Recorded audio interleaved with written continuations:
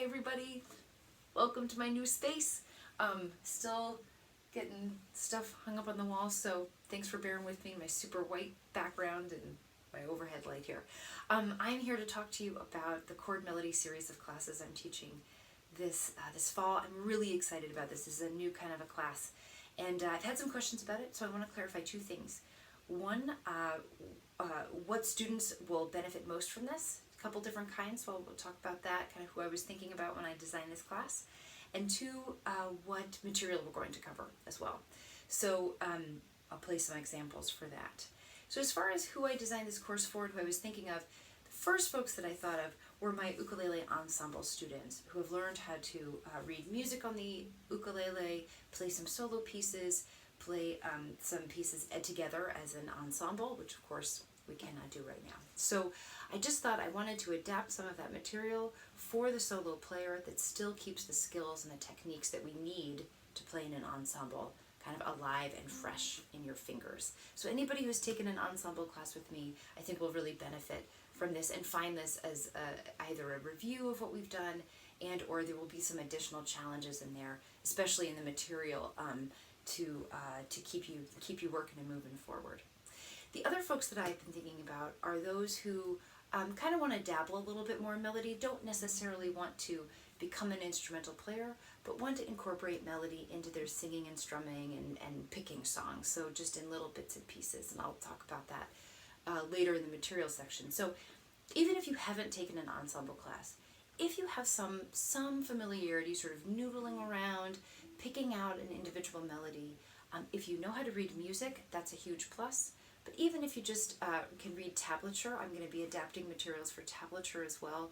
That just simply tells you where to put your fingers on the strings to help you find your way. We'll be tackling some melodies that will be simple enough for you to pluck out just individually as well. So I don't want you to be too intimidated by those ensemble folks coming in with their fancy chords and melodies and all sorts of techniques there. There's definitely room for those of you who are learning a melody for the first time on this instrument as well. Okay? So, widening the gates here and inviting everybody into this wonderful world of melody. So let's talk about the material next. The material is going to be kind of split between some full solo pieces, which again, you can just learn the melody for. For example, we'll probably cover one of my favorites, Shenandoah. You might just learn the melody like this.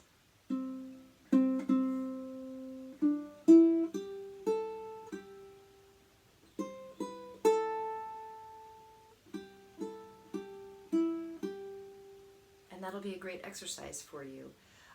For those who have some background incorporating melodies together with chords, or who want to try, once you get that melody under your fingers, you'll add a chord to it and make it more like a solo piece.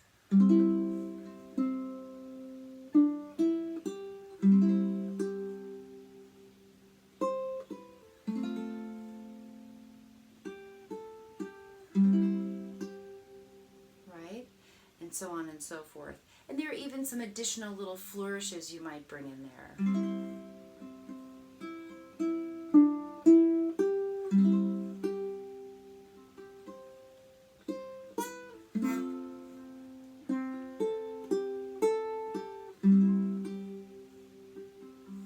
You know, little things like that. You can tell I'm a little rusty in my Shenandoah playing myself, but it gives you kind of an idea of the different levels of difficulty that we'll cover even just in one piece. The other kind of thing we'll look at are some, how we can adapt some of these melodies to just simply be intros and outros or short little transitional pieces in your sing and strum songs. And this is helpful both for ensemble folks and for sing and strum folks. A great example of that would be Scarborough Fair. You know, a lot of that, we've done this sort of very constant, steady picking pattern to it throughout the whole thing. And so what you might decide to do is take a little snippet of the melody, we'll cover this, as an intro and an outro to the song, just as like little bookends like this. And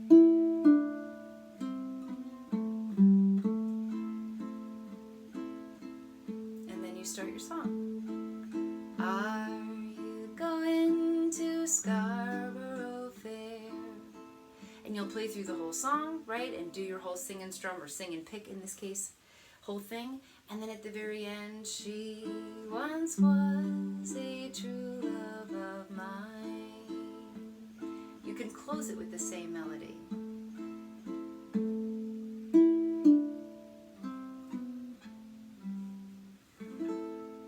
Just like that. So it's going to kind of run the gamut. Little bitty melodies like that that you can throw into your sing and strum songs, as well as full solo pieces for those of you who don't really want to do the singing yourself but let the instruments sing. I hope that gives you a little bit of a better idea of what we're going to be looking at. I pulled out two of my favorite traditional tunes that I've been working on and working up arrangements for. But I'm also going to borrow a little bit from that Ukulele in the Classroom curriculum, because it has some great world music in there. It has some great classical music. So we'll look at that as well. And if there's anything on your mind that you've been working on, of course, I always entertain requests as I can fit them in. A reminder, this class is taught in 2 terms. So the intro is term 1, 5 weeks, and then we'll have a continuing class for 5 weeks as well later on in the fall. As always, if you have any questions, just shoot me an email, and would love to make you part of this class. So just let me know what you need to know to help you make that choice. Thanks so much.